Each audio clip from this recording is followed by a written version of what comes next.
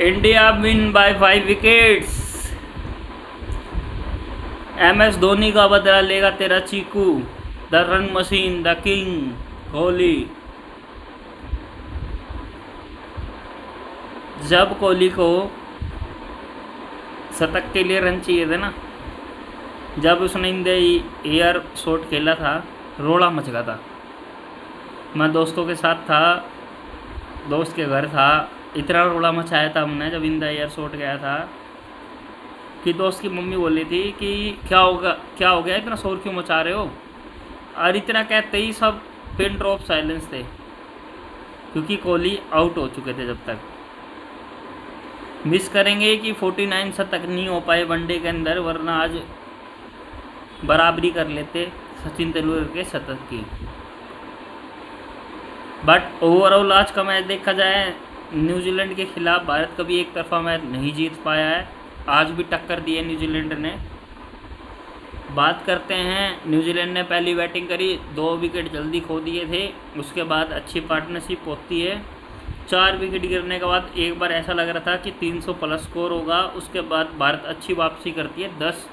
Last के 10 ओवरों में सिर्फ 54 रन दे के उनको रोक देती है न्यूजीलैंड को 274 रन पे। उसके बाद इंडिया बैटिंग करती है। पावर प्ले का अच्छा यूज़ करते हैं हम, बट एक लक के कारण रोहित शर्मा आउट हो जाते हैं बाहर की बॉल पे। इनसाइड एज लगता है और वो बोल्ड आउट हो जाते हैं। उसके बाद सुमन गिल भी अपर कट खेलने के चक्कर में आउट हो जाते हैं। 2 विकेट बैक टू बैक गिरती है इंडिया की। उसके बाद केएल राहुल और श्रेयस अय्यर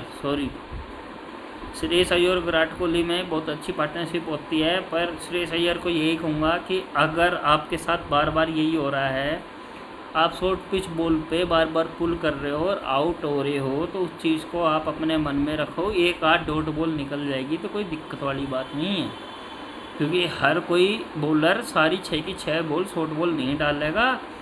तो आपके अकॉर्डिंग कोई एक लूज बॉल ऐसी आएगी कि अगर आप 4 शॉर्ट बॉल को डॉट करोगे तो एक बॉल पे आप चौका मार के उसको वसूल कर सकते हो। तो श्रेयस अय्यर आपकी कमजोरी सब समझ गए हैं, तो आप उस शॉर्ट बॉल को डॉट करो, डक करो, या फिर डाउन द ग्राउंड खेलो उसको।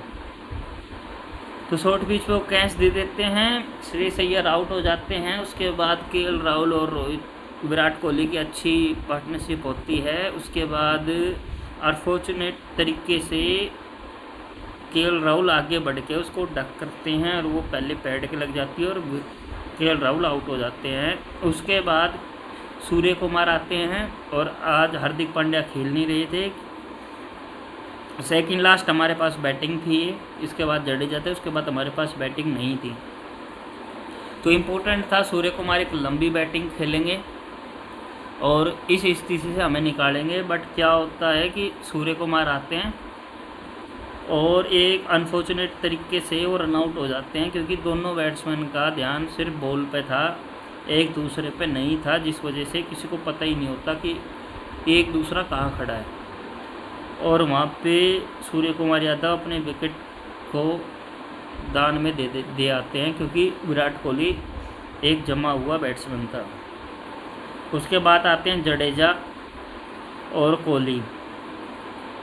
मैं कोहली के रन को इतना मानूंगा शतक के बराबर। इसलिए नहीं कह रहा कि वो आउट हो गए हैं, शतक नहीं बना पाए, इसलिए कहूँगा क्योंकि उसके बाद बैटिंग नहीं थी हमारी, और उसके बाद भी हमें 80 प्लस रन चाहिए थे। उसके बाद भी वो ऐसी जगह आउट हुए हैं जहाँ पे हम जीत सकते थे। 5 रन बनाने थे, कोई बड़ी बात थी नहीं। सिंगल बना के भी हम जीत जाते। 18 बॉल पर 5 रन चाहिए थे, कोई बड़ी बात थी नहीं। तो जब कोहली आउट हुए, औपचारिकता रह गई थी मैच जीतने की।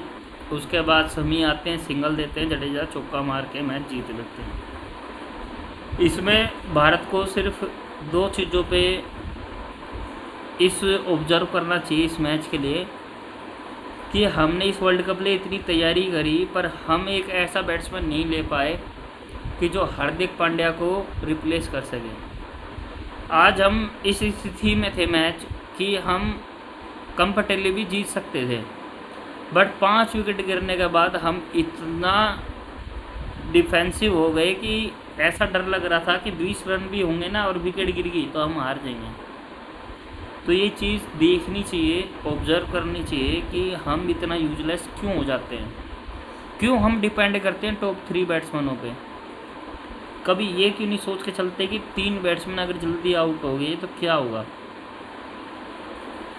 हमें 5 विकेट पे इतना कंफर्टेबल होना चाहिए कि अगर 100 रन भी बच रहे हो तो हम जीत जाए।